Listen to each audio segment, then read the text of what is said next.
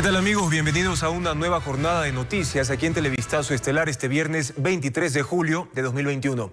Empezamos. Las Fuerzas Armadas refuerzan la seguridad en los exteriores de las cárceles de Cotopaxi y Guayaquil, donde 27 reos murieron luego de enfrentamientos suscitados desde este miércoles. Fausto Cobo, nuevo titular del servicio que administra los centros penitenciarios, detalló que hay un guía por cada 800 reos, por lo que es urgente una reestructuración para enfrentar la crisis en las prisiones. Además, 4 prófugos de la Tacunga ya fueron recapturados en Santo Domingo de los Áchilas, como nos cuenta José Carlos Alvarado. Las Fuerzas Armadas arribaron a los exteriores del centro de reclusión en La Tacunga. Aquí también llegaron familiares de los privados de libertad quienes piden acciones para evitar más muertes dentro de las cárceles. Todos, porque todos somos humanos. Solo con los enfrentamientos registrados desde este miércoles ya se contabilizan 27 fallecidos entre las dos prisiones. No entiendo que haya hartos policías militares y no pueden hacer nada. ¿Qué esperan? ¡Que haya más muerte! Este viernes, Fausto Cobo, el nuevo director del Servicio Nacional de Atención para las Personas Privadas de Libertad, reconoció que las bandas criminales tienen el control de los pabellones y apunta a qué se debe. Un guía por cada 800 personas privadas de la libertad es una monstruosidad. Y esa persona, ese guía, no tiene armamento. Cobo también se refirió a las causas de la muerte del reo que violó a la servidora policial en este recinto. De acuerdo a la Fiscalía, es presumiblemente un suicidio por ahorcamiento. El resto ya es una especulación. El director del SNAI también aceptó que desconoce el número de reos que escaparon de prisión. En Santo Domingo de los Áchilas, la policía recapturó a varios de los prófugos, quienes intentaban llegar a Manabí en un bus interprovincial. Se han implementado puestos de control denominados checkpoint ubicados en las principales ejes viales de aquí de la provincia. Como resultado de estos operativos tuvimos la recaptura de 4 ciudadanos. Mientras tanto, afuera de la cárcel de Guayaquil, los militares arribaron a partir de la 1 de la tarde de este viernes. Una decena de uniformados realizó el trabajo de revisión de vehículos que ingresaban a este centro. De acuerdo a lo decretado por el presidente Guillermo Lasso, los militares deberán permanecer durante 30 días en los exteriores de los centros penitenciarios. Su principal tarea será custodiar el primer filtro de seguridad de las cárceles. Entre las disposiciones del estado de excepción consta que el control de los filtros al interior de las cárceles continuará al mando de la Policía Nacional. Más de 100 muertes ocurrieron en las cárceles del país solo en lo que va de este año. Una cifra que preocupa y que provocó además que el gobierno tome medidas urgentes. Carla Delgado nos tiene un recuento. La problemática carcelaria en el país que ha causado extrema violencia no es nueva. Al amotinamiento de este miércoles en el que fueron asesinados 22 reos en Cotopaxi y Guayas, se suman otros anteriores. Por ejemplo, lo ocurrido en febrero de este año durante la presidencia de Lenín Moreno, calificado como la peor masacre carcelaria de nuestra historia, pues evidenciaron imágenes de horror, presos mutilados y decapitados. En total fueron más de 80 muertos durante motines simultáneos en cárceles de 3 provincias. ¿Pero qué ocasionó estas riñas sanguinarias? Según las autoridades, choques de bandas criminales que se financiarían mediante el narcotráfico. Actos violentos que se repitieron el año pasado.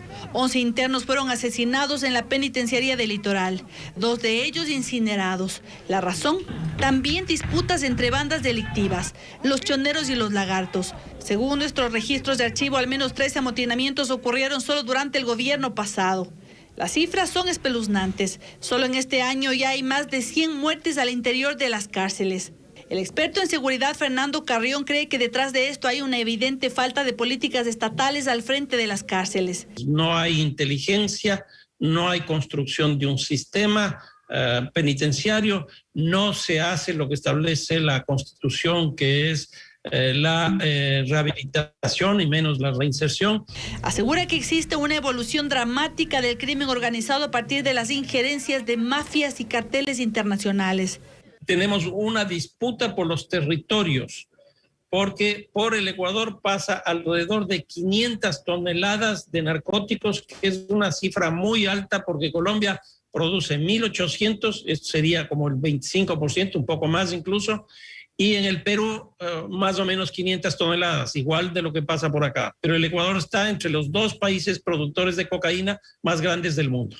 Por ello dice que además de una reestructuración interna carcelaria, es necesario reforzar los controles fronterizos a través de la tecnología, así como una reforma urgente al Código Integral Penal, pues desde su vigencia en 2014 se ha triplicado el número de internos, llegando a un hacinamiento de casi el 40%.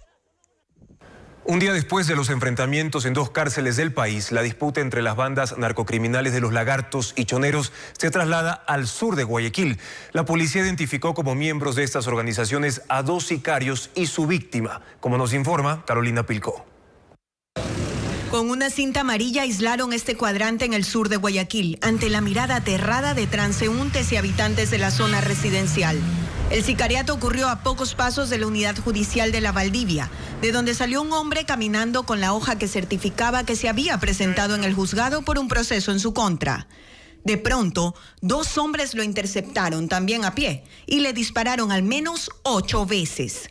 Cuando la víctima de 35 años de edad cayó al suelo, los sicarios escaparon caminando. Pero cuando estaban a 1,5 cuadras del lugar del crimen, agentes policiales los capturaron en delito flagrante, tras recibir el aviso de moradores de la zona.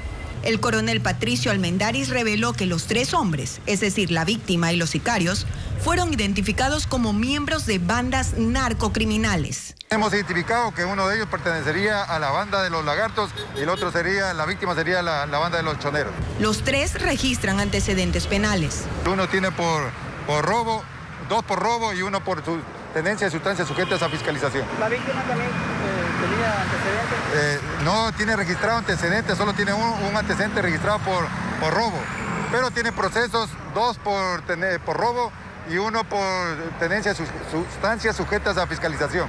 Agentes recogieron huellas en el sitio y los videos de las cámaras de seguridad de la zona también serán incluidos en el proceso. Comerciantes como Paul Reyes optaron por esconderse a la hora del crimen. Algo impactante, obviamente. Algo que me tiene hasta nervioso, era como quien se dice, como el 31 de diciembre. No. Yo lo quise botarme aquí y eso es todo lo que pude hacer. De ahí no sé qué más pasó. En un vehículo de criminalística fue retirado el cadáver del lugar. Poco después, vecinos intentaron limpiar el rastro de que la violencia no tiene hora para irrumpir en Guayaquil.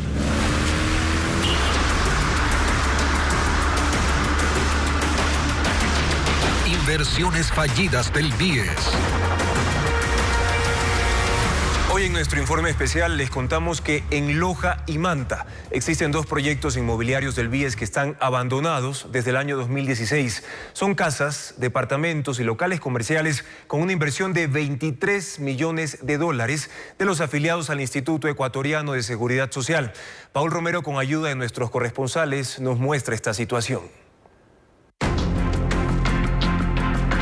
En la ciudad de Loja se construyó el proyecto inmobiliario Alcázar de Jipiro con recursos del Banco del Instituto Ecuatoriano de Seguridad Social BIES. Se trata de una urbanización con 305 casas de 2 plantas. 165 están terminadas, habitables, pero al igual que el resto de construcciones abandonadas, se están deteriorando por la falta de mantenimiento. De las 305 viviendas, 165 se quedaron en obra gris. Los vecinos de esta urbanización aseguran que por la inseguridad se están robando las ventanas, puertas, tuberías, entre otros accesorios de las viviendas. Sacan cosas de adentro y se las llevan. Y así como ve, está todito deteriorado ya. ¿Por qué el Estado no toma cartas en el asunto si esto es nuestro? ¿Cuántos de nuestros compañeros afiliados necesitarán una vivienda? La construcción de este proyecto se suspendió en 2017. Hoy el municipio de Loja, de hecho, fue quien suspendió el tema de la obra. No hubo permisos de construcción, además por los problemas técnicos y legales con la constructora Criera Ecuador. En este proyecto mercantil, el BIES invirtió $14 millones de los afiliados a la Seguridad Social. Como en Loja, la historia se repite con varios proyectos en otras ciudades. En Manta, se levantó el proyecto de vivienda Manta Boulevard. Son 2 edificios con 135 departamentos y 28 locales comerciales. La obra se suspendió en abril de 2016 por problemas en su estructura, afectada por el terremoto que destruyó varias poblaciones de Esmeraldas y Manabí. Este fideicomiso del BIES se denomina Jaime Roldós y tiene una inversión de 19 millones de dólares. Aquí existe un problema legal entre el constructor Planman, el administrador fiduciario y el BIES, porque nadie se responsabiliza de los daños ocasionados por el terremoto. Ya estaban empezando a entregar los departamentos, pero lastimosamente una falta de no renovación de una póliza por parte de quien tenía la responsabilidad generó esta problemática. Los habitantes del sector también denuncian que existen robos de inseguridad. Mucha gente mala que viene aquí, hay muchos robos, se llevan las ventanas de lo poco que hay. Entonces ya prácticamente eso está vacío, no hay nada. En otras ciudades como Cuenca y Barra también existen proyectos inmobiliarios del BIES con similares problemas. En total son 135 millones de dólares en 15 fideicomisos, con riesgo de perderse. Y mientras se han desperdiciado millones de dólares en estas inversiones fallidas, pacientes de varias enfermedades continúan padeciendo el desabastecimiento de medicamentos en el Hospital Teodoro Maldonado del IES en Guayaquil. Recientemente las autoridades nombraron a un gerente encargado de esta casa de salud, quien pide que se reforme el sistema de compras públicas para ejecutar eficientemente los procesos de adquisición. José Carlos Alvarado conversó con el funcionario. Estefanía Figueroa tiene 31 años y desde hace 3 meses recibe tratamiento porque es paciente de cáncer de tiroides. Detalla que esta vez pudo conseguir algunos medicamentos, pero hay otros básicos pero vitales para continuar tratando su enfermedad que no tienen en el Hospital Teodoro Maldonado del IES. Las Calcibón, depende de la farmacia, depende del lugar, tú las encuentras en 12, 15, hasta 17 dólares. Ya, entonces todo eso yo mensual más, súmale más 56 dólares mensuales de mis exámenes, porque el seguro no tiene. Estefanía agrega que los médicos le recomiendan hacerse los exámenes fuera de esta casa de salud, porque tampoco tienen reactivos. Ante estos problemas, las autoridades del Seguro Social nombraron al exministro de Salud, Francisco Andino, como gerente encargado por 1 año de este hospital. Reconoce que hay un problema de desabastecimiento para los pacientes de distintas patologías. Apunta directamente a que el sistema de compras públicas es ineficiente, lo que provoca este padecimiento para los afiliados. El principal problema es el CERCOP, al cual debería decirle a los señores asambleístas que deben de reformar el CERCOP. Un proceso de compra de algún fármaco o insumo que haga falta aquí en el Teodoro Maldonado dura por lo menos 90 días. Por eso sus autoridades esperan que con una reforma a la normativa de contratación se pueda evitar el desabastecimiento y así mejorar de forma integral la atención dentro del sistema del Seguro Social. Andino también se refirió a la propuesta del vicepresidente Alfredo Borrero en eliminar las farmacias por ser un foco de presunta corrupción. Dice estar de acuerdo, pero puntualiza que hay que discutir sobre los medicamentos esenciales. Debe de estar vinculada en eso, es decir, que debe de ir a los medicamentos cotidianos, esenciales y vitales, y obviamente mirar las condiciones. Andino tiene menos de 1 semana en el cargo, por lo que espera levantar más información en los próximos días para tener un plan sobre cómo resolver varios de los inconvenientes que presenta el Teodoro Maldonado.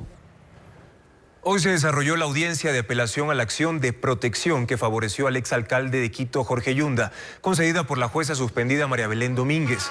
Los nuevos abogados de Yunda pidieron al tribunal que se le restituya su cargo de alcalde y que se niegue la apelación. La defensa del actual burgomaestre Santiago Guarderas y de los demás concejales accionados recalcaron que el recurso fue improcedente. Todos estos argumentos irán a conocer su decisión en una nueva fecha. Mientras tanto, el alcalde de Quito espera que la Contraloría audite la gestión de Jorge Yunda, a quien reemplazó tras un proceso de remoción y cuyo periodo está acompañado por presuntos actos de corrupción. Guardera pidió la revisión porque sospecha de actos irregulares en los últimos días de gestión de Yunda. Francisco Garcés con esta noticia. A menos de 1 semana de haber asumido la alcaldía de Quito, Santiago Guarderas pidió a la Contraloría que haga una auditoría integral a la gestión de Jorge Yunda, quien fue removido de su cargo por la mayoría de concejales. Es necesario que la Contraloría revise los contratos, los actos y todos los procesos que se hayan desarrollado para ver si esos se apegaron a derecho y por tanto no tengamos perjuicios en contra de la municipalidad, que finalmente es un perjuicio a la ciudadanía. Es que la administración de Yunda está marcada por posibles irregularidades que son indagadas. Una de ellas en la compra de pruebas de detección de COVID-19 que ahora tiene a Yunda como acusado en un caso de peculado. Pero también hay sospechas en contratos de las empresas de agua potable y obras públicas. En uno de ellos relativo al agua potable de Calderón, en que se hizo una alianza estratégica con GEINCO, se estableció que no se habían cumplido los procedimientos legales y por tanto ha establecido que se tiene que demandar la nulidad. Mientras seguía ocupando el sillón de la alcaldía, Yunda defendió esos contratos y los pagos que se harían. El alcalde no firma ni un solo contrato, pero no pueden venir a decir que se firme, no se firme, que se pague, no se pague. Con la ley en la mano y con los organismos que auditan a los funcionarios públicos, tenemos que seguirle respondiendo a la ciudad. Además, Guarderas ha solicitado información de varias dependencias para conocer qué decisiones se tomaron durante más de un mes, desde la remoción de Yunda hasta que fue definitivamente separado del cargo. Lo que he conocido es que hubo contratación de personal ocasional en una buena cantidad, lo que lo estamos dejando sin efecto. La primera sesión del Consejo Municipal en la nueva administración será el martes. En la cita se elegirá la vicealcaldesa, además del secretario del Cabildo.